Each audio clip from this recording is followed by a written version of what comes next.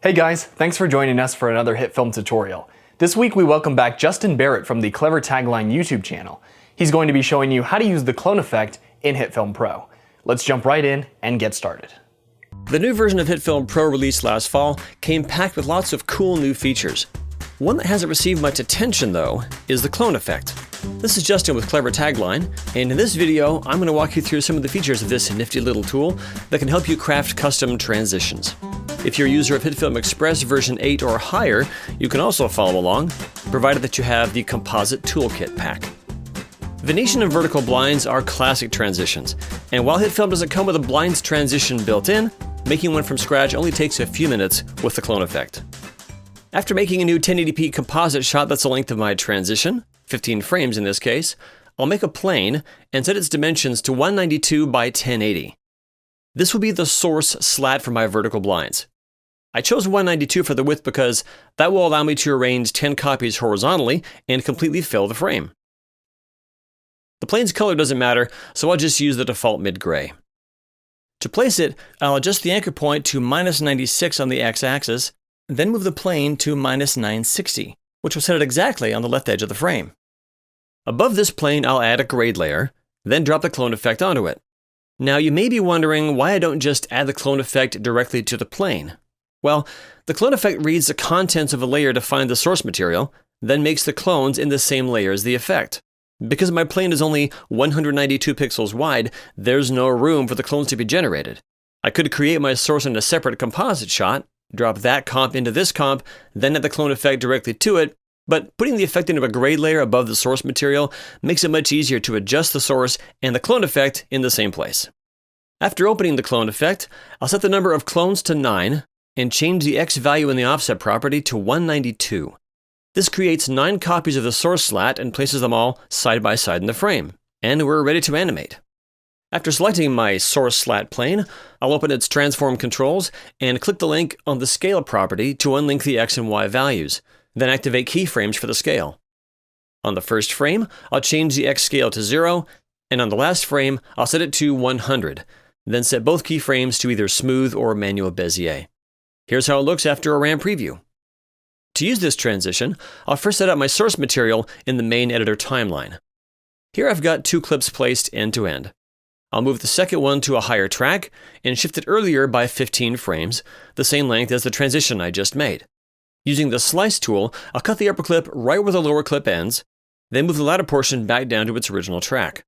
I'll right-click on the overlapping snippet and choose Make Composite Shot. In that composite shot, I'll drop my vertical blinds comp, hide it, then add the Set Matte effect to the footage. Choosing my vertical blinds comp as the source. The alpha of my blinds now controls the alpha of the footage. And after going back to the main editor, I've got a simple vertical blinds transition between clips. To turn this concept into Venetian blinds, make the source slat horizontal, and set the Y value in the offset property of the clone tool to an appropriate number.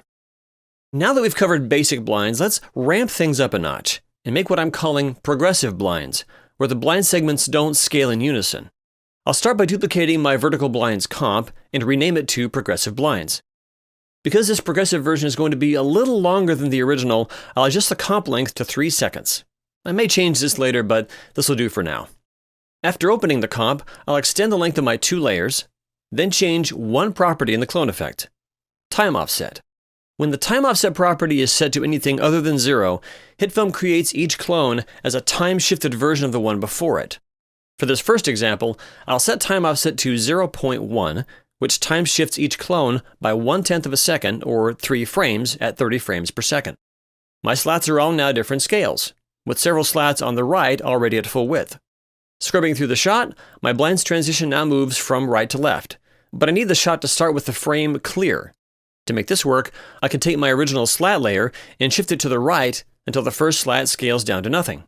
In this case, shifting by 27 frames gets the job done. So what if I want my progression to move from left to right?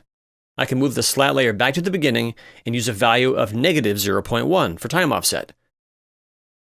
Now let's tweak this transition even further using another property of the clone effect, clone mode. Before we do that though, I want to reset my base slat to the center. set the layer's X position and X anchor point values to 0. By default, the clone mode property is set to normal. In this mode, clones are only spawned in a single direction based on the original. However, if I change this to dual, you can see that I now have clones on both sides of my original center slat. Scrubbing through the shot, notice that the clone progression now moves from one side to the other through that original slat rather than starting with it. However, I'm back in the situation where some slats are too far ahead with their scaling. In this case, sliding my original slat layer 15 frames later takes care of it. Depending on what you want to do with your clones, dual mode might be a better choice than normal mode. For example, here's a transition I made where using dual mode was essential. It's pretty much the same as what we've been doing so far, only with wider slats that are on an angle. Because of this angle though, I couldn't have my original begin on one side or the other because it would be cut off by the frame border, leading to cut off clones as well. However, using dual mode allows me to put the full original slat in the center, and then the clones all pull from that on either side. The third clone mode option is mirror, which behaves as you might expect from its name, with clones being generated away from the original in opposite directions. For the final examples, I'm going to build some transitions using a simple recognizable shape, the HitFilm logo. After making a new 1080p composite shot, I'll drop the logo into it, then set some keyframes on its scale property so that it scales from 0 to 100% over 20 frames, using manual Bezier keyframes. Because we're only going to use this shape as a matte, I'll also drop the fill color effect onto it and crank it up all the way. It'll be a little easier on the eyes to have the shape a solid color, as beautiful as that logo may be. Next, I'll add a grade layer and drop the clone effect onto it.